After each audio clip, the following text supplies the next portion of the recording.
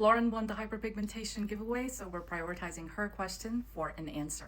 Have darkness or pigment on your upper eyelid just under the brow area but no idea what to use? Let's get into what actually works and won't hurt your eyes.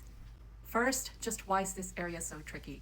This part of your eyelid, it's vascular, it's sensitive, and there's a lot of product transference that can happen. So even if you put something here, it could go down to like right here and irritate your eyes really easily.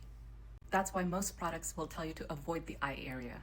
But that doesn't mean all ingredients are off limits. You just have to find the ones that are safe to use. Darkness just under the brow may be caused by rubbing, friction-induced hyperpigmentation. It could be post-inflammatory. So whether you've done electrolysis or threading or waxing, any of those can cause that. And trust me, I've got some of my own just under here, as well as to the edges and right above, that are marks that have been left by electrolysis. It could also be hormonal, so melasma could cause it.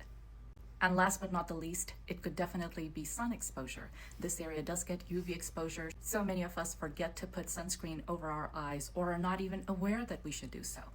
What you want to avoid in the eye area are really irritating things like AHAs, BHAs, hydroquinone, etc. If a derm approves it, you might consider it, but for brown-skinned folks, remember that any irritation at all by these products could actually give you rebound pigmentation and make your issue worse, not better. So what could you be using? You can definitely try eye creams that have vitamin C in them. That can help lighten some of it. You could try niacinamide. Not only is it barrier repairing, if you have any type of irritation, it can actually help.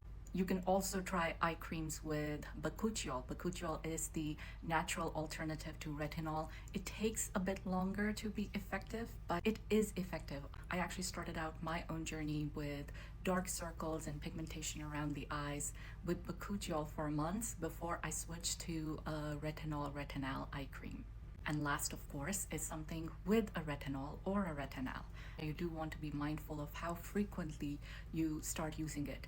I would go with something like the Murad eye cream for starters. It is really gentle for just about all skin types. Remember, it is going to take time to treat this, so do not expect results in a week, 2, or even a month or 2. You do have to be consistent with your products. Take pictures regularly and start seeing a difference in about 2 to 3 months. Meanwhile, make sure you're very, very diligent with your sunscreen and literally going all the way across here and the bottom to protect yourself.